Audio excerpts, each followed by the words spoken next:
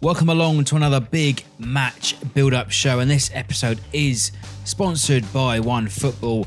Do check out the excellent OneFootball app, which makes it easy to keep up to date with the latest transfer rumours, scores, statistics, all in one place. Do download the OneFootball app in the link in the description below. So, Saints, they are back at St Mary's this Sunday, and Ralph Hasenhuttl's first home game in charge, and it doesn't get much easier this weekend. Arsenal visit St Mary's on Sunday lunchtime, trying to extend their currently unbeaten run in all competitions. Now, last week, I think it's fair to say the manager only had about a day and a half to prepare his team for a wet and windy visit to South Wales and Cardiff, but now he's had a whole week of training, hopefully a full preparation that he can pass through to his players, and it's heard that his training has been intensified, so we'll start to see hopefully some signs that the ship is not following the Titanic. So, on this week's show, we start to see some of the signs and buy into the intentions of Ralph Hasenhuttl with Luke Osman from Read Southampton, and for the opposition, we find out why Arsenal have looked unrecognisable under Unai Emery this season, as I speak to a familiar face to many on YouTube. The odds are stacked against us, so it could be a game where some players look to try and sort of stake their claim for a regular first team spot, but it's one that I think we need to. Yes, we need wins, but against teams like this, play without pressure, go at them, and let's see what we can do. I think this is a bit of a different Arsenal to what you've been used to seeing coming down to, St Mary's over the past few seasons, and it's got a more backbone now. It's a team that's fighting more. It's a team that's really prepared to mix it up if need be. They're not the soft touch that they have been over the past couple of seasons.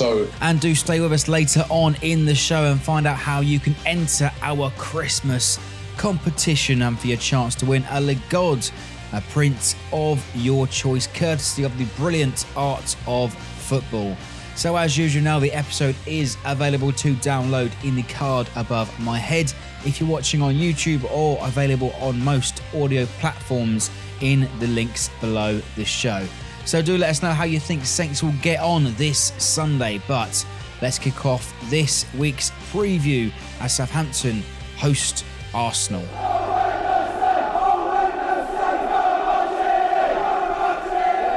So then, welcome along to our first half of our big match preview. And on this week's show, making a debut this season. We haven't seen him for a long time, but we've seen him before on some of our season previews. I'd like to welcome back to the show Luke Osman.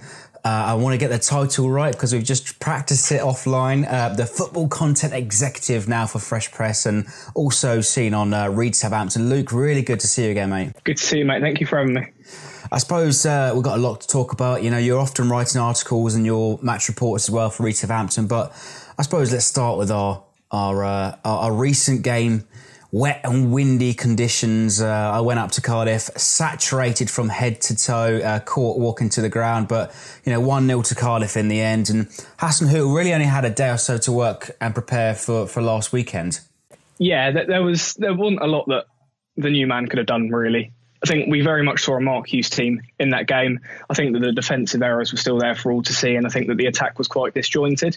I think that the narrow midfield diamond didn't quite work against Cardiff. I think we were starved of width, especially with our backup fullbacks. And ultimately, the same old errors came back to bite us. It wasn't a tactical thing. It was ponderous play in possession from a centre-back who everyone's been clamouring for, trying to, see him in the team. And it's a player who has been starved of these opportunities, but when those opportunities have been handed to him in Vestergaard, he hasn't taken them. So it's put Hasenhuttl in a difficult position, and it's going to be interesting to see how he selects the team head of Arsenal.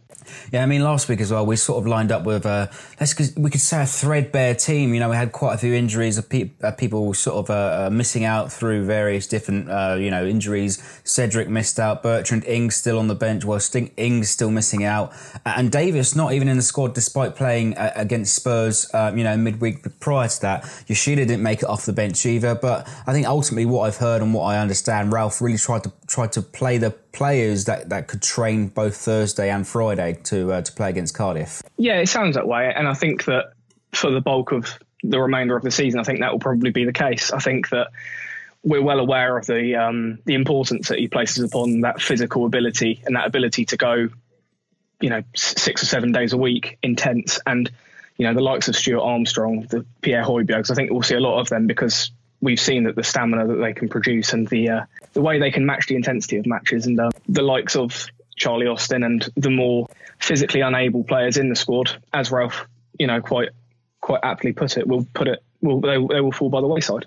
And, he also admitted that in his press conference, it's my way or the highway, not sort of quote unquote, but it is, you're either going to buy into this system or you're not going to play, or he's even sort of admitted that the team is already bloated as well. But, we've changed the manager. We've now had a week or so's time, but, we've changed some of the system against Cardiff, a very narrow formation, you could say, but some things still don't change. Individual errors once again costing us for a defeat. Exactly. It is a tricky one, and it's going to take time for Hasenhuttl to implement his system and to get across his points to the players. But tactics can't legislate for the error that Vestergaard did, and it feels as though whatever centre-back we do pick, they've all got mistakes in them, and none are particularly reliable. So it's a really, really difficult situation for a manager to walk into, but we have to stick by him, give him time, and we have to put complete trust in this and the process. What do you think he'll be saying to the team in training all of this week, preparing for Sunday? I mean, how can he eradicate those individual errors? Does it come down to mentality or their ability on the ball? I think that it's down to mentality above all. I mean, watched Vestergaard in the Bundesliga for Germany, in Germany, and he was more than comfortable on the ball, happy to ping long passes, diagonal, high and wide, and every single player that we have seems to be that little bit more ponderous in possession when they move to us. These players are gifted. They aren't bad players. I think that obviously the centre-back slots are the weakest in our squad, but I don't think that we've got bad players there. I don't think we've got bad technical players. I think it's a mentality problem. They're either too casual or too nervous. I think that the likes of maybe Bednarek and Yoshida are often too nervous, too insistent on quickly playing the ball forward or quickly playing the ball out, that they do make these mistakes. Whereas the likes of Hoot and the likes of Vestergaard, and Stevens for that matter, are all ponderous in possession. And this can lead to these wayward passes that put us in danger. And that was what happened against Cardiff. Vestergaard was ponderous in possession and he allowed Callum Patterson to run goal. Yeah, and it almost sort of looked way too weak as well. I mean, someone for a giant frame of 6'7", he was almost pushed too easily off the ball against what looked like sort of brutish Patterson from the depths of Highlands, from Scotland, from the school of hard knocks, pushing Vestergaard aside. But, we've seen so much instability at the back recently. We've tried so many combinations. We've tried last weekend, it was Vestergaard Bednarek. Like you said, we've been clamouring for Vestergaard to come back into the side. We've tried Stevens Yoshida. Wesley Hoot was a huge scapegoat at the beginning of the season. Yeah, exactly. And every one of our centre-backs has a mistake in them. It's rare to find a Premier League club that has 5 centre-backs and none of them are trustworthy.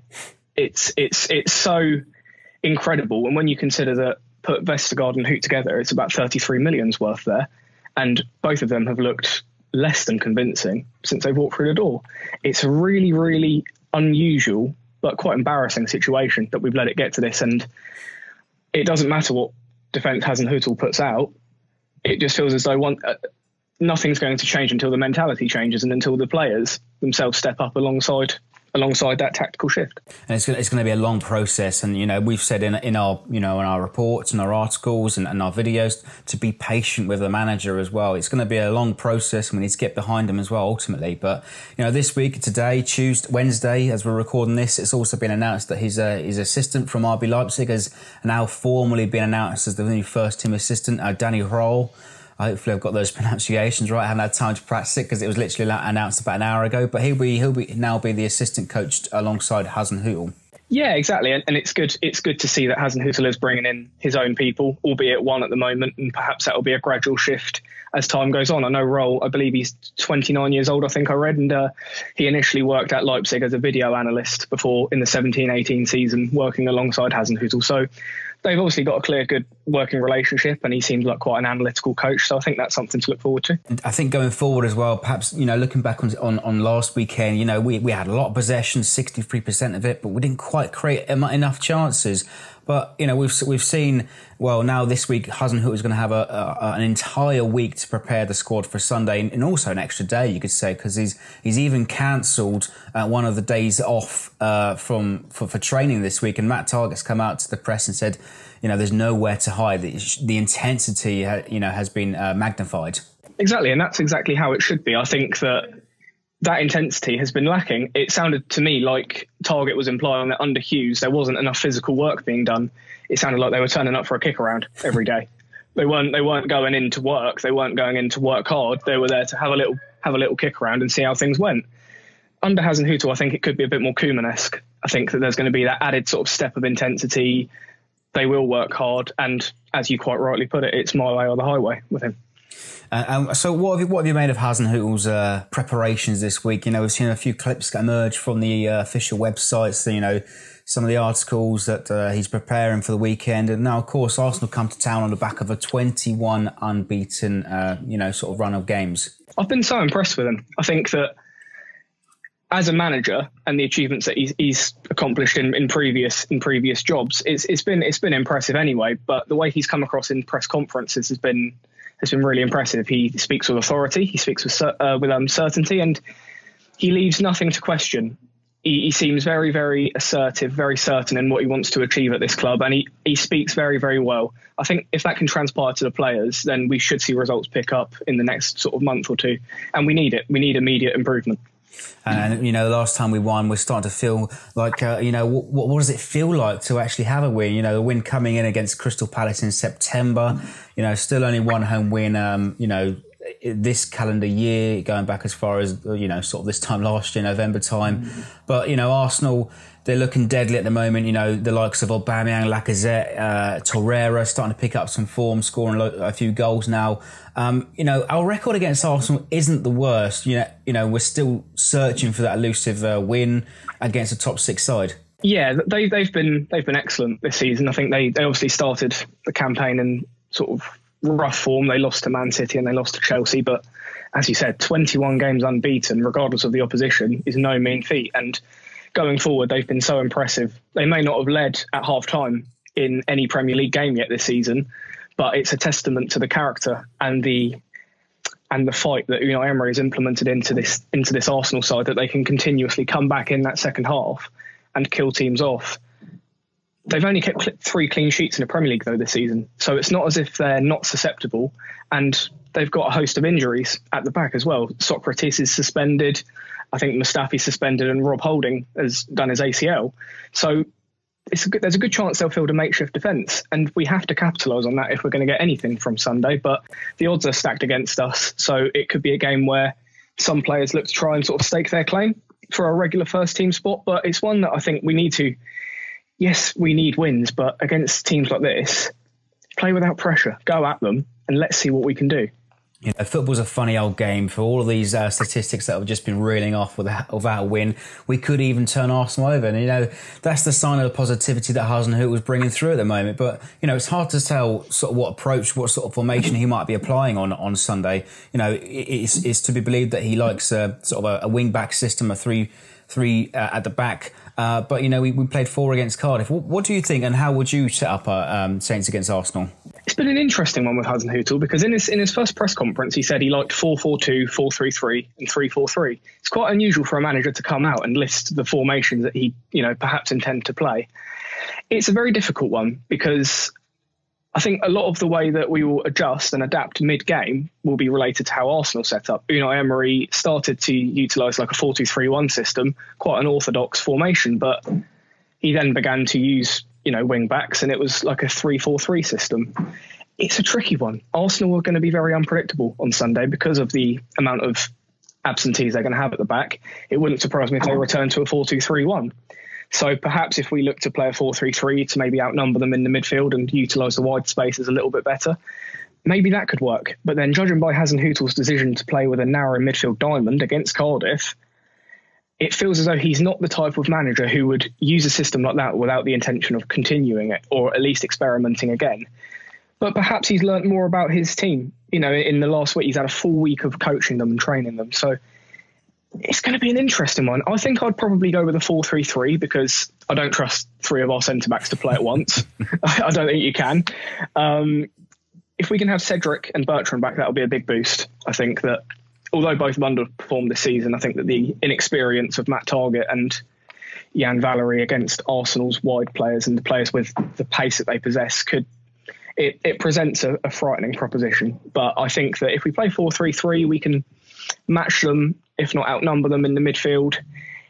We can have a strong core, and then we can hit the wide spaces, try and counter them, and just hope that we can get something out of this game. Yeah, I hope so too. You know, it almost sort of, if you're looking into it quite deeply, then you could say we'll try to counter pressing. So if anyone's a tactician out there, let us know how you think Saints should approach the game against Arsenal. But let's wrap things up then. Luke, give us your pre-match prediction. You know, so you said it's going to be a tricky game against Arsenal. Obviously, we're still without a win against top 6 opposition. I think, is this a chance for us to turn the tide? I definitely see it as a chance, but I think that ultimately Arsenal are going to just have that little bit too much for us going forward. I think that the game is going to be won in moments, and I think that Arsenal have been enjoying lots of them in the last few months. I think that we will score, but I can just see Arsenal putting a few past our defence. So my prediction is Saints 1, Arsenal 3. All right, I don't like the sound of that. And some people suggest that we have a good record against Arsenal. You know, we can call back on the couple of years ago when Martinez scored the absolute worldie on Boxing Day and you know, delighted all of our Christmases. But Luke, a massive thanks for joining us on this week's preview. Just tell everybody where we can find you, all your articles, and on Twitter as well. Thank you for having me. So on Twitter, my username is Luke Osman RS, and you can find the bulk of my articles on readsouthampton.com. Excellent stuff. And keep up the good work, mate, and we'll speak again soon. Thanks, mate. See you later. And a massive thanks to Luke coming over from Read Southampton this week. Do check out his articles and follow him over on Twitter to see some more reports and analysis. But right now is time to draw your attention to our Christmas competition. We've teamed up with the Art of Football once again, and they're giving away a Legod print of your choice. Now, I have a fine one on the wall right here, and if you want to get your hands on one of these, perhaps head over to our website for a last-minute Christmas gift idea. It's definitely worth it. But here is your chance to win one yourself. Simply head over to our Twitter page. Go to the top of the page and follow us. Follow the Art of Football and retweet the post at the top, pinned at the top of our page. UK entries only, and the competition closes this Sunday, 16th of December at 12 o'clock, and the winner will be contacted later that day. Good luck. So now it's time to kick off our second half to find out all things Arsenal as I speak to a familiar face from YouTube.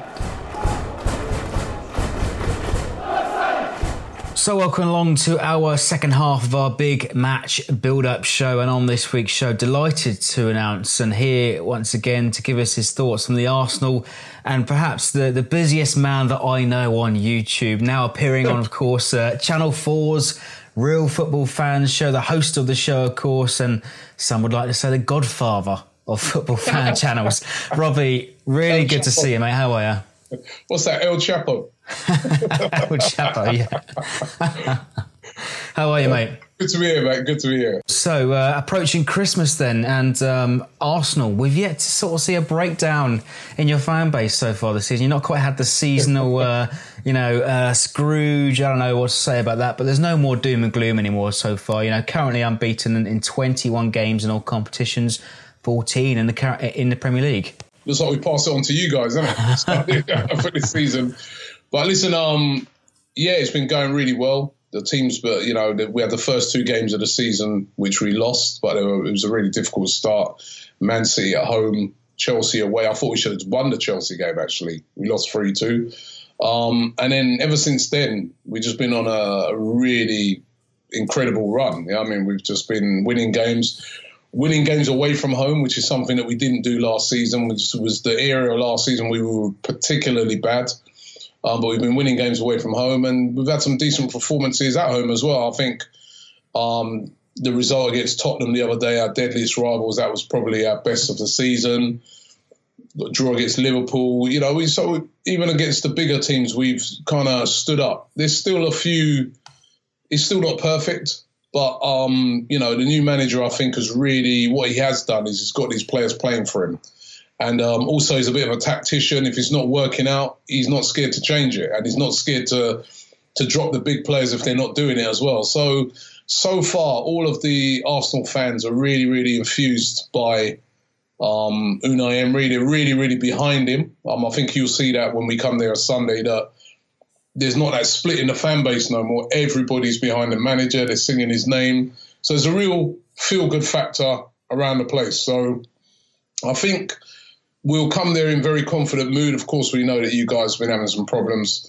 But then you got this, it always seems to happen to us that a new manager comes in just as we about to play some of these teams, and we know that can, give an uplift to teams. So I don't think Arsenal can take this game for granted. Yeah, and I'm hoping that we do find our gears. This week we'd have the entire week to train under the new coach, Ralph Hasenhuttl. That's so you can pronounce that in your reaction or review shows. But you've already teased some of the topics that I've got on my notes here already. But first of all, let's point across to the obviously the enthralling game against Spurs a couple of weeks ago, 4-2. Probably one of the best rival games we've seen in quite a few months, a few fixture rounds over the Premier League. But last week, not quite went to plan, but he still won a hard-fought victory against Huddersfield. Yeah, I mean, the Tottenham performance was brilliant. We were at them right from the beginning. I felt that when we were losing 2-1, that was really against the run of play. We were the better team.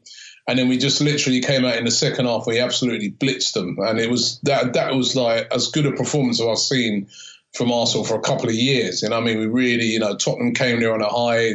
They came there with a great record. They'd just beaten Chelsea the week before, and they were really confident. So that was a really, really emphatic win. Then we had that game against Man United straight after. It was a draw, probably a fair result, although I felt that we just about edged it. But we kind of gave that game away with some poor defending. And again, against Huddersfield, Huddersfield came, they parked the bus. They were really, really negative. And I suppose you can't blame them because they came to the Emirates last year and got beat 5-0. So they came and they were really, really negative. But it nearly worked, really frustrated Arsenal. But in the end, we got the job done. And, just a couple of moments of magic won us the game. But it was, we were all going there thinking that's going to be quite an easy game, and it weren't. And we know there's no easy games in the Premier League. And that's why, of course, I'm wary of this Southampton game because, against Southampton is one of them teams that's got a good record against us. I was chatting to one of my friends today and we were remembering when we came there Boxing Day that year and we got absolutely taken apart. I never forget that game. It was one of the worst performances I'd ever seen from our Arsenal team, so lackluster. But I just get the feeling that this time around, it won't be, you can't say what the result's going to be in that, but it won't be, I don't think you'll find a lackluster Arsenal. You'll find out Arsenal that are going to be up for the fight. I hope our team's up to the fight as well. But maybe even last time you tried to get to St Mary's, you were caught up in all the snow and the blizzard. You couldn't actually get to the game. The thing is, right, is that since I've been doing AFTV, I've only ever missed 2 Premier League games that were both Southampton. I missed one at home. I was ill, and that was against Southampton. And then there was the snow last year. And, mind you, I remember watching it on TV and thinking in the end, boy, I'm glad I didn't go, because we were awful on that day. Very lucky to get a draw. So I think we know it's going to be tough because Southampton always really up their game against us. And it's just one of them teams that always, been a little bit of a bogey team over the years. But as I said, I think it's a kind of a different type of Arsenal coming down to Southampton this time. I think the other thing is, which worries me slightly actually, is that the fact that we're missing a lot of our defenders. So Socrates has been brilliant for us this season. He's suspended. Mustafi's suspended as well. So those two won't be able to play. Rob Holding is out long term. He's been having an excellent season, got that bad injury at Old Trafford. He's out for the season. So basically we're down to sort of Koscielny, who's just coming back from a Achilles injury that's kept him out for months. He's been out for since we played Atletico Madrid in the semi-final of the Europa League in May. He's been out since then, and he's only really just had an under-23 game to run out in. And Mavropanos, the Greek youngster who we bought, he's not played either. He's been out as well. So I'm a bit worried about our defence. Nacho Monreal as well, just coming back from injury. So defensively, we've got some serious issues going into that game. It'd be interesting to see what sort of formation he puts out on Sunday lunchtime, because recently he's not always stuck to the same sort of system or formation. You know, sometimes we've seen him line up on a 3-4-1-2, 3-4-3, or, you know, last weekend he switched to a 4-4-2 diamond, you know, trying to go forward against Huddersfield. I mean, what have you made of his, let's say, constant changing of philosophy? Well, it's worked. So, I mean, everybody's trusting him at the moment because, as I said right at the top, he's the sort of guy, if it ain't working, he'll change it. He's not scared to change it. And that's one of the things that the previous guy, Arsene Wenger, used to get criticised heavily for, that he never changed it. He just went out there, he had one tactic. He'd make his subs predictably on, you know, 65th to 75th minute. He wasn't very proactive, Arsene Wenger. Whereas this guy, if it's not working out, half time he'll change it. He's not scared to change things around, and it's been working. He did it last week as well. Yeah, I mean, we were drawing 0-0. He took off Lacazette, changed the formation, and we got the, you know, brought in a bit more width, and we got the result. But I think he'll probably go with 3 at the back because of the lack of defensive options. You know what I mean? There's just there's nobody else really to put in there. I mean, we really are down to our bare bones in defence. And as I said, even Monreal and Koscielny coming back, they've both been out for ages. Monreal played about 15 minutes last week. Koscielny hasn't played. So it's a problem at the back. It really is. You know, it could be one of those games where we really need to score a few goals. I think it's a similar problem with what I've seen at Southampton, that you seem to have a problem at the back, and we're really going to have to try and exploit that because our defence is looking a bit shaky. Well, there's a game plan for both coaches, then exploit the defence. We've seen so many individual errors for Saints over the last, you know, few months, few years, in fact. But perhaps, like you say, there's a weakness for Arsenal, unfit defenders. But, you know, like you say, Unai Emery, he's not been afraid to make the big calls. And recently, this has all been without sort of your playmaker, Mesut Ozil. Everybody keeps talking about it as well. But he looks like a sulky figure on the bench these days. Yeah, well, he hasn't even been on the bench past couple of games. He's not even been in the squad at all. There's rumours that there's nothing wrong with him and that he's been dropped, then, you know, but the club are insisting it's a back injury. I don't know. He could possibly be back in for that game. He could possibly be back for that game. And me personally, I'd like to see him back because I do feel that, like, for instance, against Huddersfield last week, I think we missed a player like Mesut Ozil. That when you're playing against teams that are very defensive, very well organised, he's that guy who can unlock those defences. So for me, I think it would be good for him to be back for that game. But as I said, my main worry for that game is defensively. You know, we really are down to our bare bones. All right, and there's also the matter of a sort of a, you know, the duty of Europa League on Thursday as well. That's all been wrapped up. Let's assume that Emery will play some of the youngsters, rotate the squad like it has been over the most of the competition already. What, you know, you've teased upon some of the players that might come in on Sunday as well. But what more can you expect from the team that might emerge on Sunday? I think that Europa League game, it'll be pure kids playing in that game. We're through already. We've topped the group. He may give, though, somebody like Koscielny a little run out. Monreal might get a little run out as well, just to get them a bit sharp for Sunday. But more or less, I think, you know, it will be the same team that's been playing week in, week out for Arsenal. The danger players, of course, are the two guys up front in Aubameyang and Lacazette. They'll trouble any defence. And I think your guys are going to have to be on it against them too. They are very sharp, very, very good. And then in midfield, the guy that's really been the star of the show is Lucas Torreira, brought in from Sampdoria, Uruguayan international, holding midfielder, really, really strong, good tackler, but also has a lot of quality going forward as well. You know, he's a really good passer of the ball. He's scoring goals. You know, he's scored in his last 2 games. So I think he's going to be a very, very important player. And, you know, him and Granit Xhaka are going to be important in front of that back 3 or back 4, whether it is against Southampton. Because, you know, as I said, a bit worried about the back. You guys have got some pacey, tricky players.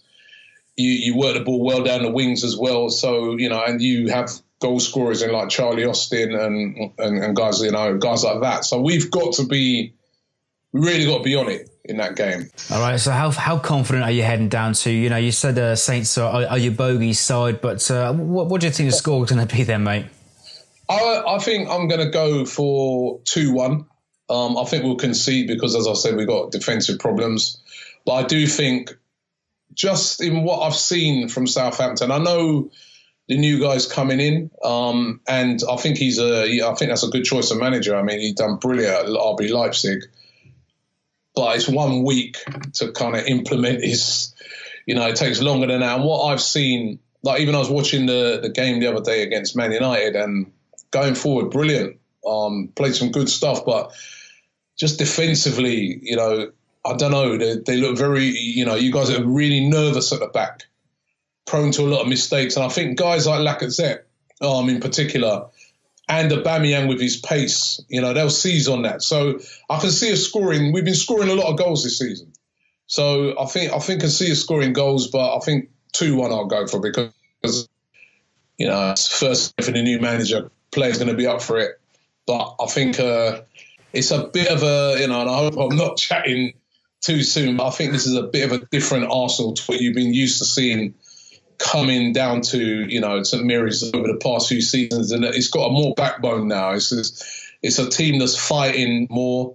It's a team that's really prepared to mix it up if need be. They're not the soft touch that they have been over the past couple of seasons. So I'm optimistic that we need a win, because it's, you know, we're trying to get into that top four and it's so tight at the top. Excellent stuff then, Robbie. I think we all know where to sort of find you, AFTV, all across all the platforms, but a massive thanks for joining us, mate. Looking forward to the game. I'm going to leave early, make sure there's no snow or nothing like catch free. Thanks, mate. Cheers. A huge thanks then to Robbie from AFTV and finding time to speak to me this week. I know he's a super busy man, but no doubt you'll probably see him around the ground after the match on Sunday, and perhaps see the rest of his crew and all the familiar faces that you would expect after the match. So maybe go over and say hello if you can. But that does wrap up this week's show. A big thanks to you for watching along, listening to, and do let us know if you're enjoying it as a downloadable podcast. I'd love to hear some of your feedback. But hopefully this week Hasenhuttl had enough time to brainwash some ideas across to the players. Will it be enough to snatch a victory? Let us know your predictions. But all I've got left to say is, come on, you Saints.